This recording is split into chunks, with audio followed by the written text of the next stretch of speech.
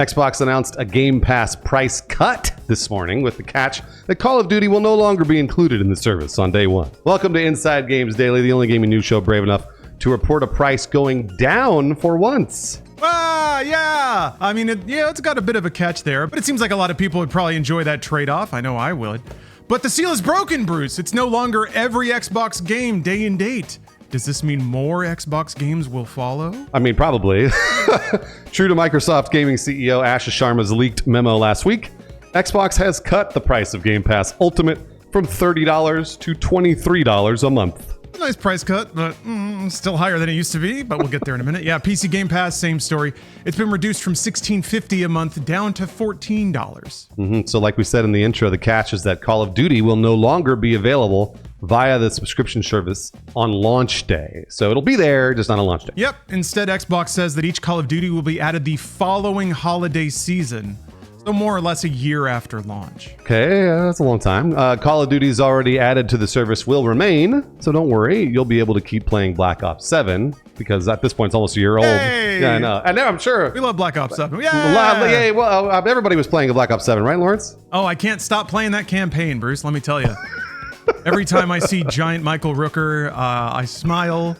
I thank God that my $30 went to a great service. But yeah, like we said, very notably, these, quote unquote reduced prices, they're still higher than what Game Pass cost before the last price hike last October. That's when Ultimate increased to $30 from $20. Now it's $23. Similarly, PC Game Pass was $12 before the last price hike, and now it's landing, what did you say, 14, right? Man, $12. What a deal. I mean, 14 is still really good. I think $16.50 is still pretty good for PC Game Pass, but this news is a surprisingly punctual follow-up to the leaked memo we referenced earlier, and we reported on it last week, wherein Asha Sharma stated that Game Pass had become too expensive. So in that memo, she said she would follow up with more information next week. And here we are into next week, and the price has gone down, so that's great. Yeah, I didn't really expect that. I honestly expected another internal memo with some vague guidance about how they're working to reduce the price and get it more affordable. But no, deal's been struck. Call of Duty's been chopped out. And interestingly enough, they have the new price that we're all celebrating. But it's, it's about 15% higher than where they were last year, so... Still technically a price increase, but prices going down is always a good thing. Yeah, the news itself is pretty straightforward. The Xbox post pretty terse and just puts it out there. But there's so much to talk about. I don't know. Game Pass to me is such a fascinating product in terms of how Xbox is marketing it, how people perceive it, and whether or not they think it's worth it. If you add up the value of all the games in Game Pass, the math says it's clearly worth it. Air quotes, but it obviously comes down to the individual, how many games they play and what games they play, as to whether or not an individual is going to be worth it for them. So I think this shows that there are perceptive limits to the value of Game Pass. If it were linear, if you just chuck more games in there and keep raising the price, it would always be worth it, theoretically, as long as it's not like $500 a month or something. But this pretty clearly shows that there is a sweet spot between the roster of games they offer and the value they charge for it. Call of Duty was probably the biggest possible game that they could have gotten on that service, and I think this shows that was not the bomb needed to make Game Pass what Xbox needs it to be to justify its price. So now they're tooling it around a little bit. Now it's not shooting for the moon. It's not just gobsmacking people with the amount and the prestige of the games on the service. Now it's about finding that sweet spot of offering the right games for the right price. And that's a lot more nuanced than I think the Spencer direction of Game Pass was. And there's a couple more things that change about that, but I'm curious what you think about this move, Bruce, about selectively excising Call of Duty from Game Pass. So it's funny that you say prestige. You use the word prestige here because Call of Duty was a joke. Call of Duty was a joke. Well, geez, pun intended, I guess. Yeah, I thought that's what you meant. No, because Call of Duty has no prestige at this point, in the sense that people know what it is, and Black Ops 7 was a joke, and I think that generally speaking, the sales were not very good. We reported on that when Call of Duty Black Ops 7 came out. So now, at this point, like you said, they're trying to hit a sweet spot because they know that a Call of Duty is not going to drive Game Pass subscribers, and I think that's actually very bad for them. That's a very bad realization that they spent $70 billion on basically Call of Duty, right? I mean, obviously they got Blizzard out of it, got World of Warcraft 2, and they got Candy Crush and King and stuff like that. I think Call of Duty was literally the what's the word I'm looking for? The jewel in the crown, of what they actually needed to drive Game Pass subscribers. Didn't get it, and they probably did it at the worst possible time because Black Ops 7 is maybe one of the worst Call of Duties that's ever been made. So, if they want to then drive more subscribers to Game Pass, I don't know if that's even necessarily their motive anymore at Xbox, but if they wanted to, they would have to actually know what kind of Call of Duty they had coming to them before it release. And I don't know that anyone knows that. So it's really weird. It's a weird spot that they're in. And I don't envy Asha Sharma at all, where she is. And I will later on, we can talk about what her moves are here, because I'm really excited to talk about, like maybe all the speculation inside of Xbox. But for now, I don't know that like whatever Call of Duty they release is going to drive sales in game sales or even in Game Pass subscribers, and they don't know either. So everyone's just sort of like shrugging and be like, I hope $23 a month, I guess. I don't know. Yeah, it's still higher than where they were, and now they don't have the mess of having to justify having Call of Duty in Game Pass. But I do think that this is stepping away from Phil Spencer's strategy for Game Pass in more ways than one, I think. Kind of like I referenced before, Spencer seemed to always be just dumping games into Game Pass. I think he was pursuing that sort of Netflix 2014 style, where there's just so much here you can't possibly say no. We've got all the movies, we got everything. It's $8 a month or whatever Netflix cost back then. It became a mandatory subscription. Everybody's talking about it, everybody had to have it. So I think Spencer was like, well, if we put the biggest possible games, the biggest performing games on Game Pass, we make it cheaper than buying any of these games a la carte. How can people say no? They did, though, because I think game owners, the mentality around games is just so much different than music or movies, which people very readily adopted, not quite, air quotes, owning. So Black Ops 6, as I recall, was actually the first Call of Duty on Game Pass. And it was huge. So they got their phenom Call of Duty right away for the first year to try it out. It's pretty clear they didn't get the growth they wanted. I'm sure Spencer convinced them to try one more year, give us a year to market it, give us one more launch. Black Ops 7 hit, it was trash. There was no pop about it. Probably didn't drive a lot of Game Pass sales. And what I thought at that point was like, okay, that was his Hail Mary. And I think that's probably why. I don't know at what point he was thinking about retiring or putting the pieces in place to lead to that, but it was a pretty graceful exit in terms of corporate strategy, because he teed up an easy win for his successor, which is lowering prices and just chopping Call of Duty out. But I think the reason he didn't do that was because he spent 10 years or more marketing Game Pass as first, like day one, every Xbox game.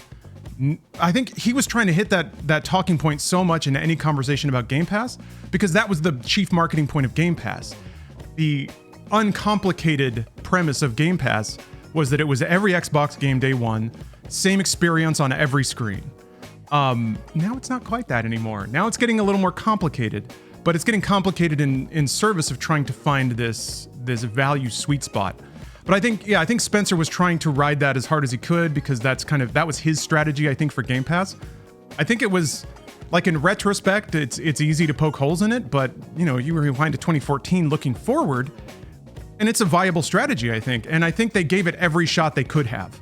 But now that we've got a sea change in leadership, we're seeing some different strategies start to emerge, and this is one of them. What does this mean for the future, though? Is it going to get more complicated from here? I don't know. Because now it's every Xbox game except Call of Duty. There's 3 tiers on console and also PC. But once Project Helix comes out, they're gonna have to retool it, because that's also a PC. So why would anyone pay the console markup on Game Pass when the PC side is right there for less than half the cost?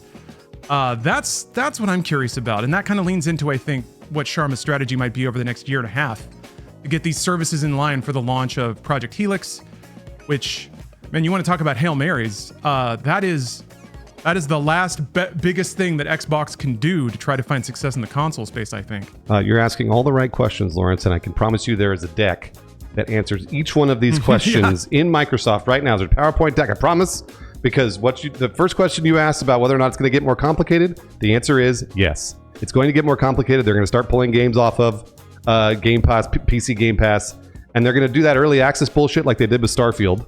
They're going to do that with all the other games now at this point. It's day one.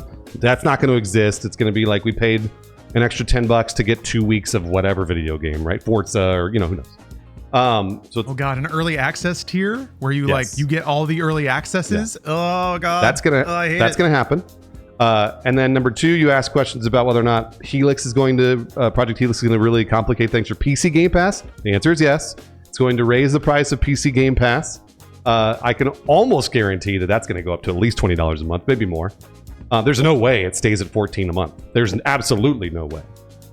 With Project Helix being a PC, if that's really the console they're releasing. So that's those 2 answers to your questions, I promise you, exist in Microsoft, and probably we already know the answers. And then I wanted to really speculate about Asha Sharma's role here, because Asha Sharma had to get this approved by Satya Nadella. I promise you, I've been saying this for a very long time. Nadella's been pulling the strings on this stuff ever since Phil Spencer spent $70 billion and they didn't make the money back. Nadella then came in and said, all right, now my fingers are in this pie, and Phil, you're doing what I say. And Phil was probably like, raise the price. Like, that's all I got. Raise the price, I guess. And so it's kind of shocking to me that Nadella was allowing Sharma to say, you know what, we'll pull out Call of Duty. She made a PowerPoint deck, that said, here's how much money we will gain with sales of the next Call of Duty, actual $70 sales. And here's how much money, ideally, we gain from the price drop in Game Pass Ultimate. I would imagine that the Game Pass Ultimate signups are going to go up, but not by much. I don't think that it's going to really pop, but I do think they'll get a little bit of a pop from that. The actual sales are going to come from Call of Duty. People are going to want to spend $70 on whatever they release. It could be garbage. And then we'll find out if they sell Call of Duty for 3 months or if they sell it for 1 month. But I promise you, she's made that deck for Satya Nadella and said it'll even out. Maybe we'll even come out on top a little bit. I don't think there's any way Microsoft makes their money back on this acquisition of Activision Blizzard. I think truly they are in the throes of what could be their death. I don't want it to happen. I really don't. I would love to see Project Helix be a huge success because it sounds awesome, and I'm really excited to see that new hardware. And I'm also very excited for the fact that they lowered the price of Game Pass. I'm very worried about them. So when I say it feels like they're in their death throes, I'm not saying that because I want them to die. I'm worried about them, and I want them to people to step up and realize, this is what Microsoft is good at. This is what Xbox is good at. This is what Call of Duty is good at. This is what Activision Blizzard is good at. And then double down on those things, and then lower the prices more of other Game Passes. I was very excited to see this news. This is something that we have not seen almost anywhere. I mean, Netflix just raised their price. Apple TV just raised their price. Every fucking the streamer VOD raised their price. It's making me angry every time. And then I saw this, and I was like, oh, well, this is a step in the right direction. This makes me feel good. So I'm hoping that is now the directive that Asha Sharma and Satya Nadella can put together for Xbox and save this brand from disappearing. I don't want it only to be PlayStation and Nintendo. That's not at all what I want. I want Xbox to be around for a very long time. Yeah, I don't think the brand is in danger of being dissolved entirely. Because even though $70 billion is a lot of money, I think over the course of 15 or 20 years, it's probably going to earn that money back, just owning Activision. And I don't think that, I guess it is Microsoft we're talking about, but I don't think that even if back in the day Phil Spencer put together the most dynamite deck, I don't think Satya Nadella would be so snowed over that he would say yes to this acquisition without being aware that he's buying an asset that's meant to pay off over the course of decades. What I do think might have been a little zealous and ambitious from Spencer's standpoint is the projection of how many Game Pass subscribers he would get. And that's, I think, been the case the whole time, which is not Spencer's fault because the data didn't exist yet. He was trying a strategy that hadn't really been tested in the market. But now they have all the data, They have how much they made off Call of Duty when it wasn't in Game Pass. They have how much they made when it was. They have data on how many subscribers they could push at $20. They have data on how much they pushed at $30, or rather how much they lost. So I think with all that data in retrospect now they can make decisions based on market data that exists. And this is the most smartest this is the threading the needle of making the most money with the big levers they have to pull. To me, that's the big difference here, is when I'm armchair analyzing corporate strategy. To me, I see these as moves that are made with the benefit of hindsight versus Spencer with a deck trying to convince Satya that it's worth spending this money. And so the adjustments kind of make sense. What's kind of weird to me though is the math doesn't even really click. So if you what is it?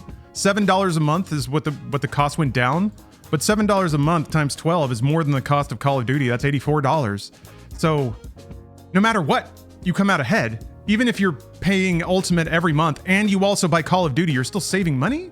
So that's kind of weird to me. I would think that it would be roughly equivalent from the consumer standpoint, but I think they're trying to return to making it a deal that's worth pursuing. And on that note, I don't think the price, like you said, I don't think the price drop is going to immediately encourage signups. But the next time they have a big game that hits Game Pass and they make it part of the marketing, it's a lot easier to sell $24, $23 instead of $30. So that makes sense to me. What's tempting to think about though is, given that virtually everyone is getting a better deal out of this with Call of Duty dropped off, it's tempting to think about a version of Game Pass where you can a la carte chop out a lot of the stuff you don't want or don't use, like EA Play or Ubisoft Plus or Fortnite Crew. They added a lot of this stuff when they ratcheted up from 20 to 30, which again, from a Spencer mindset makes sense if we're dumping more games into this giant pile and we're asking more money for it. But then you run into this problem where you're starting to appeal to a lot of different demographics of gamer and asking them to pay for the benefits for everyone. So I don't play Fortnite. It makes sense that they would want Fortnite players to sign up for Game Pass. But why should I pay for a Fortnite benefit that I'll never use? Same with like Ubisoft and EA Play. I don't really use those too much. But if they're theoretically bolstering the value of Game Pass, that's a value I don't really enjoy. So now it's like, in terms of complicating the value proposition of Game Pass, are we going to get to this point kind of like fucking cable bundles and shit, where you have to go through and tick all the things you want? Or really what's happening now is they're selling you a bundle and not letting you parse it out. So you have to pay for everything, which again feels like cable. So we got back there, and I'm sure that that's due to some nice deals that Microsoft hand shook over with EA and Ubisoft Plus. They both have their own subscription services. I'm sure that they are very happy that Microsoft is sort of subsidizing that. They get to count that as revenue under their subscription models and et cetera. So it makes sense that there are corporate motivations to keep those deals alive, independent of what the consumer wants or is willing to pay for. So I get all that. But man, it sure would be nice if Microsoft could put out some kind of tick the services you want and think you'll use, and use that as a way to get the cost down. But again, that really complicates the value proposition. It's a great idea, what you're saying, and it's never going to result in a price drop for you as a consumer. Yeah. It's one of those things where you're going to be checking the boxes and be like, oh, I don't need EA Play or Ubisoft, so I just want Fable and Forza, and it's $25 a month, and you're like, well, fuck, I'll just pay the 23. It's one of those things where it's a great idea, but there's no way it'll result in a drop for you. And you were asking earlier, you're well, they'll have to have drive signups into Game Pass with a bunch of the new games that are coming out. They've got those this year. They really do. They have Forza, they have Fable, they have Gears of War. Those are huge titles that I'm really excited to play. So I am weirdly very grateful to Microsoft and Ashish Sharma and Satya Nadella for dropping the price before Forza came out. I gotta hand it to them. That's kind of a ballsy move. They could have done this after the fact, right? They could have sold Forza for a month, because everyone's gonna fucking buy this game. It's gonna be a great game. These games are generally really great. So it'll sell a bunch, and then they could have lowered the price, but they didn't. They lowered the price before. And I will say that's great, unless they don't include Forza Horizon 6 on Game Pass Ultimate. But I'm pretty sure they're going to. I'm pretty sure they're going to include it. But if they don't include it, then I'm going to be real mad. It'll be day one, but there'll be at least a 3-day early access window that'll cost $90 or whatever. That's a pretty unfortunately accepted strategy now. Yeah, that's the other thing I'm not looking forward to is the metagaming around the value proposition of Game Pass. Now that Call of Duty's doing it, you can bet that a bunch of other Xbox studios are probably going to argue for their game to be exempt from Game Pass as well. Although there's no other developer under the umbrella of Xbox that can swing the weight that Call of Duty does. And I think that the studios know that too. You know, I don't think that Tim Schafer is going to put together a deck and argue why Kiln should be exempt from Game Pass.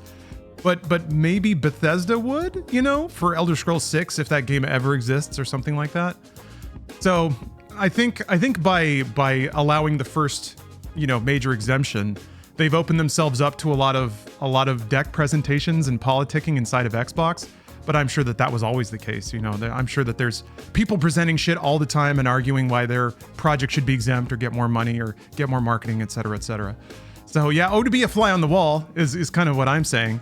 I would kill to hear some of those conversations, but I just get to play the games on this side of things, and I'm kind of grateful for that sometimes. Yeah, me too. Make no mistake, this is a good move. I'm glad that they are lowering the price. I want to say thank you for lowering the price, being one of the very few services or whatever, food that I buy, anything that lowered their price. So yeah, they took away Call of Duty, but that's okay. Yeah, the one thing that kind of stings, I saw some comments about this, is that if you prepaid for a year at the higher price, I don't think you get any refunds or anything like that. Ooh, okay. You might be able to cancel it and get a prorated refund and then sign back up. I'm not sure, but it would be nice if they went the extra mile and extended a bit of a discount to people that maybe overpaid or prepaid at the higher price. For all I know, they are, but it doesn't seem like it. There was no mention of it in the post, so that's the precarious nature of it. What's weird is for the last 6 years, you know, it's always been buy now because it's going to go up. So for the first time, that ended up not being the case, and that's rough news for anyone that might have overinvested. But yeah, I agree. It's a great move. I've been hoping that Game Pass would find some kind of green pasture because I really enjoy the service. I've saved a lot of money on it. Yeah, me too. And I've always liked the service too. So hey, you know, again, good move. I'm excited for the future of Xbox now. This makes me optimistic. So thank you very much for watching Inside Games. We really talked a lot about a 1-minute news story. So please like and subscribe if you liked all of our talking. And if you're looking for somewhere to put that $7 a month that you'll save from Game Pass, we do have a Patreon that could cost you $1 if you wanted. We post everything there for free. You don't have to give us money, but if you really want to, we would appreciate it. It does actually support this show and allows us to make more videos. And in return, you can make us say whatever weird name you want, just like Starbucks. Will Starbucks do that if you write a name on a cup? They'll do, or if you tell them your name is whatever, they'll do it? Within reason, I think. But yeah, that was a whole meme. You could make them say weird names and stuff. I had no idea. But then everybody started trying to make him say Charlie Kirk, and then it kind of got off the rails. Well, here are a few supporters with somewhat regular names that we'd like to shout out. So thank you very much for supporting the Patreon. CZS93, Thane Fireblood, DJ Kento, Donald Tello, and Jesse Russo. We appreciate you not writing Giant Cock 69. Man, that's a great idea, though. We'll say it. We'll say it. The biggest 69iest cock. If you sign up for our Patreon, we'll say it proudly and loudly.